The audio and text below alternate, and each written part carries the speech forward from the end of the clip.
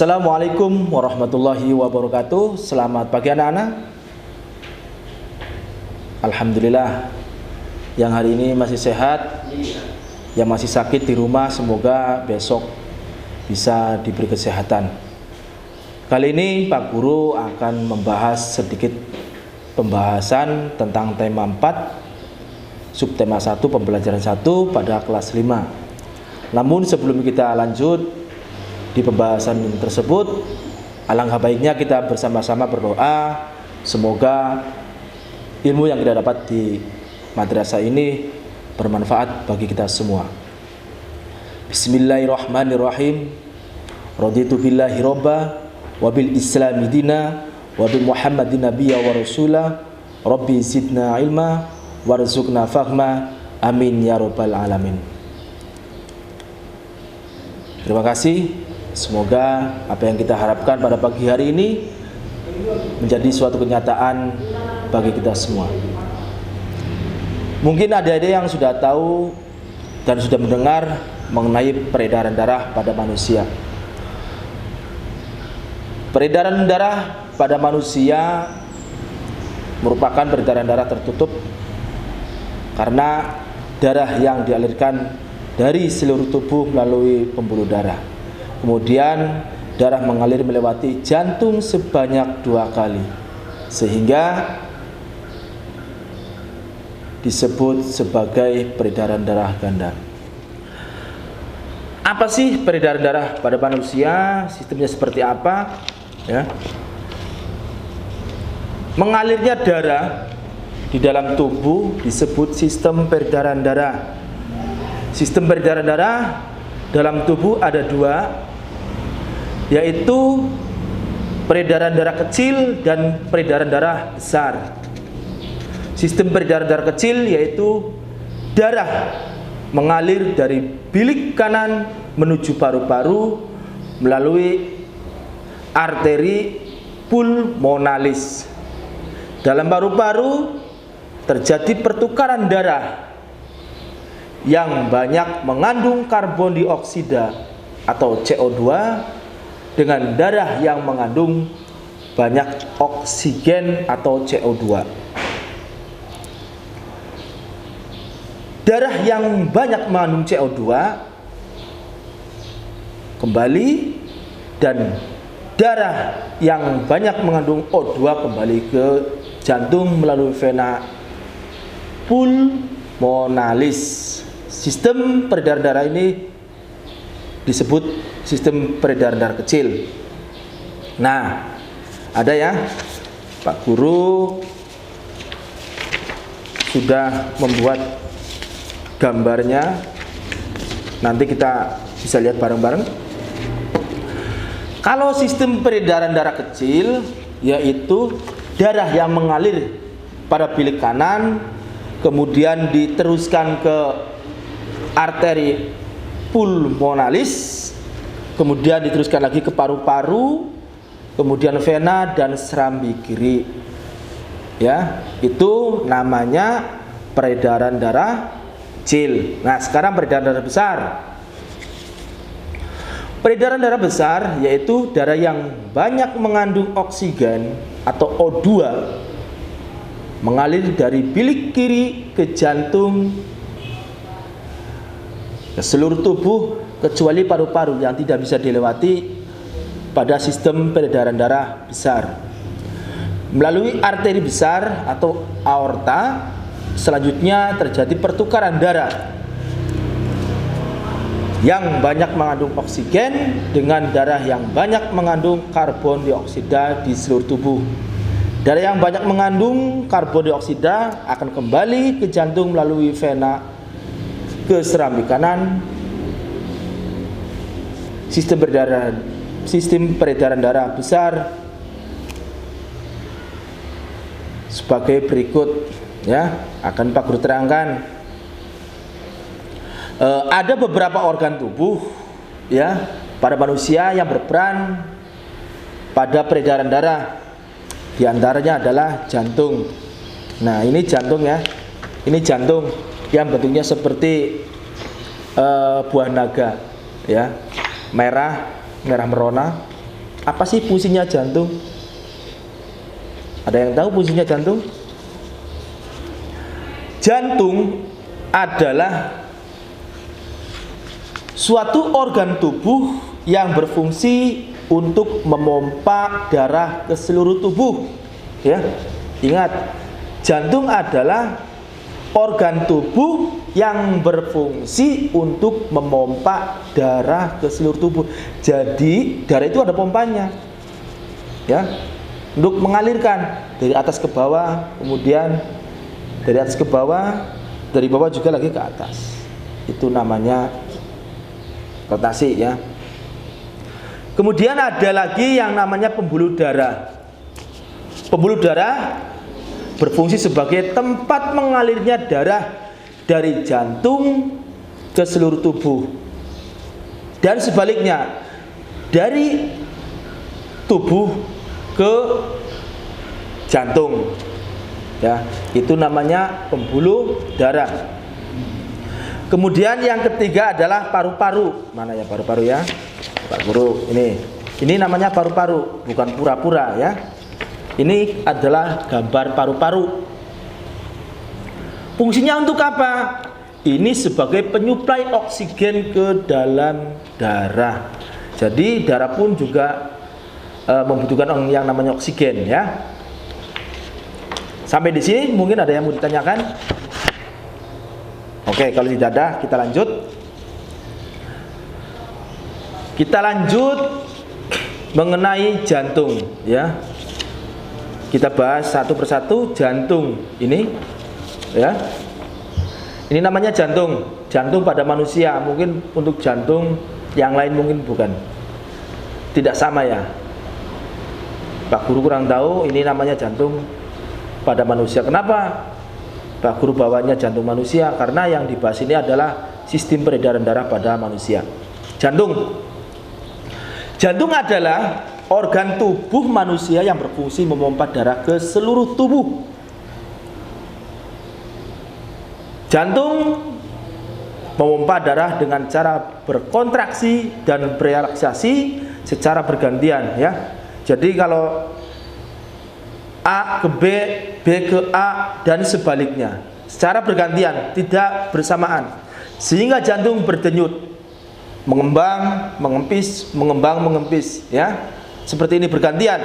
Ada dikala mengembang dan juga ada dikalanya mengempis. Itu jantung. Letaknya di mana? Letak jantung itu berada di dalam rongga dada sebelah kiri. Sini, ya. Ukurannya itu kira-kira kepalan, ya. Kepalan tangan pemiliknya. Ya, kalau Pak Guru segini ya seginilah kira-kira besarnya. Ya. Kalau tangannya kecil ya berarti kecil.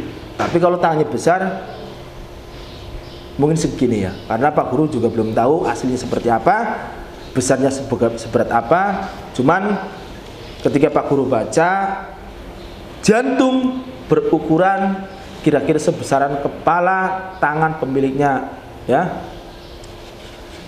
Jantung pun ada susunannya. Apa sih? Di dalamnya itu ada otot yang sangat kuat, ya. Yang sangat kuat. Dan jantung pun juga memiliki 4 ruang, yaitu serambi kanan, serambi kiri, bilik kanan, dan bilik kiri. Pada jantung, antara bagian kanan dan kiri dibatasi oleh sekat jantung yang disebut katup, ya. Yang membuka, menutup, buka tutup itu namanya katup. Katup jantung berfungsi untuk memecah bercampurnya darah yang mengandung oksigen dengan darah yang mengandung karbon dioksida, ya.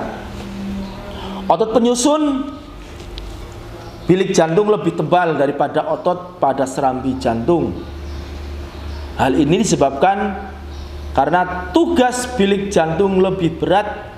Tugasnya yaitu memompa darah keluar dari jantung ke seluruh ke sebagian tubuh manusia. Kontraksi dan relaksasi pada jantung mengakibatkan terjadinya denyut jantung atau denyut nadi. Ya, ketika jantung memompa ya darah ke dalam tubuh pembuluh nadi, pembuluh tersebut ikut berdenyut. Dengan demikian melalui denyut nadi kamu akan dapat mengetahui denyut jantung, denyut nadi akan terasa jelas dengan menekan pembuluh nadi ya pada pergelangan tangan dan bagian leher di bawah telinga. Pergelangan tangan seperti ini ya. Caranya gimana Pak Guru? Kalau yang manual itu pakainya 3 jari ya, 3 jari, pakai telunjuk, jari tengah, kemudian jari manis seperti ini ya.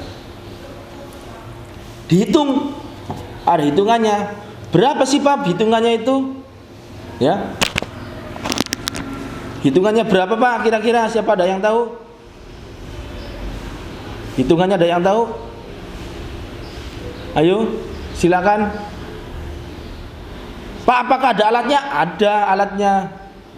Alatnya itu namanya elektrokardiograf. Elektrokardiograf ya. Seperti apa sih alatnya? Kebetulan di sini nggak ada alatnya ya. Nah, seperti ini alatnya ya. Itu harganya Pak Guru kurang tahu ya. Sekarang yang kedua, pembahasannya kedua, pembuluh darah. Pembuluh darah. Pembuluh darah merupakan saluran tempat mengalirnya darah dari jantung ke seluruh tubuh dan dari seluruh tubuh kembali lagi ke jantung. Pembuluh darah terdiri atas 2 jenis, yaitu pembuluh nadi dan pembuluh balik. Pembuluh nadi disebut arteri, pembuluh balik disebut vena. Pembuluh nadi atau arteri yaitu pembuluh yang membawa darah yang kaya akan oksigen keluar dari jantung ke seluruh tubuh. Pembuluh nadi yang paling besar disebut aorta. Pembuluh balik yaitu pembuluh darah yang membawa darah yang kaya akan karbon dioksida dari seluruh tubuh menuju jantung. Nah, seperti ini ya. Ini ada pembuluh darah di leher, sini ya, di leher.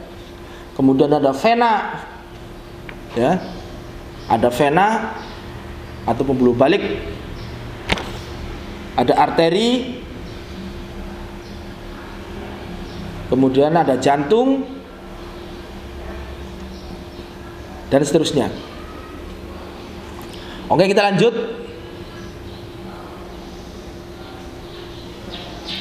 Pembuluh nadi dan pembuluh balik bercabang-cabang. Ujung cabang pembuluh nadi terkecil disebut pembuluh kapiler, ya. Pembuluh kapiler sangat halus, berdinding tipis dan berpori. Dalam pembuluh kapiler ini terjadi pertukaran 2 zat, yaitu antara oksigen dan karbon dioksida. Panjangnya berapa? Ya, Pak Guru belum tahu panjang itu berapa. Ya. Paham semuanya? Ada yang mau ditanyakan sampai di pembuluh darah? Pembuluh darah, silakan. Ada yang mau ditanyakan? Oke, kalau tidak ada, Pak Guru lanjut. Ya. Nah, sekarang Pak Guru akan menjelaskan pembuluh darah dan pembuluh nadi. Pembuluh balik dan pembuluh balik mempunyai peranan yang berbeda. Apa sih peranannya? Apa sih perbedaannya antara pembuluh nadi dan pembuluh balik? Kalau pembuluh nadi, nama lainnya adalah apa yo? Nama lainnya ada arteri.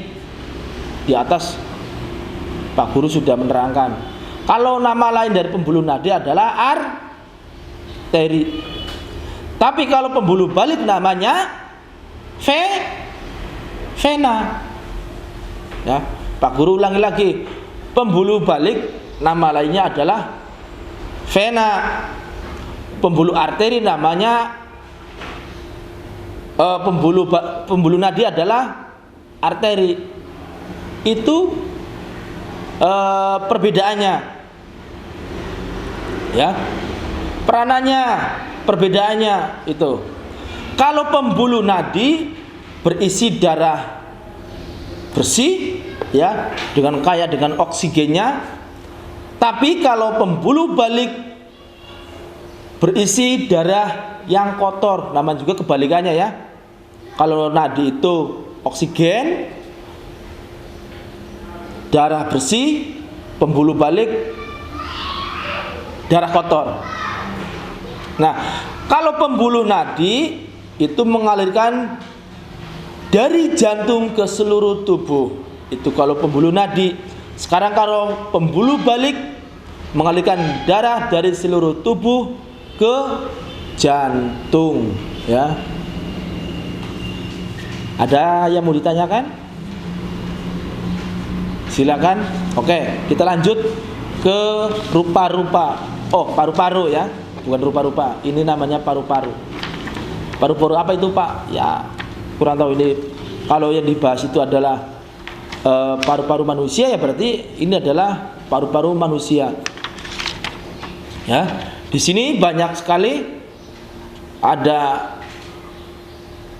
trakea, kemudian ada bronkiolus, arteri, paru-paru dan sebagainya. Ada vena, jantung, di sini ada semua. Ya. Paru-paru juga memiliki peranan yang sangat penting dalam proses peredaran darah. Dalam proses peredaran darah, paru-paru berperan sebagai penyuplai oksigen ke dalam darah maksudnya. Darah yang telah diedarkan ke seluruh tubuh tidak lagi mengandung oksigen, akan tetapi banyak mengandung karbon dioksida. Setelah kembali ke jantung, oksigen akan tetapi banyak mengandung karbon dioksida. Ya, ulangi. Setelah kembali ke jantung, darah yang akan mengandung karbon dioksida tersebut dipompa ke dalam paru-paru. Selanjutnya, karbon dioksida diambil dan diganti dengan oksigen melalui proses pernapasan.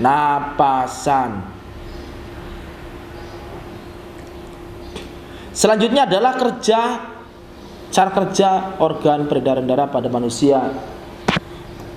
Untuk cara kerjanya nanti Pak Guru akan bahas di pertemuan berikutnya, ya, karena waktunya sudah lama. Pak Guru mohon maaf apabila ada kekurangan. Kita akan bahas lebih lanjut, ya. Ingat, jangan lupa berdoa. Semoga apa yang kita harapkan pada hari ini, apa yang kita pelajari pada hari ini, semoga bermanfaat bagi kita semua. Mari kita bersama-sama tutup dengan doa dengan bacaan hamdalah. Alhamdulillahirabbil alamin. Demikian dari Pak Guru, mudah-mudahan bermanfaat. Billahi taufik wal hidayah. Wassalamualaikum warahmatullahi wabarakatuh.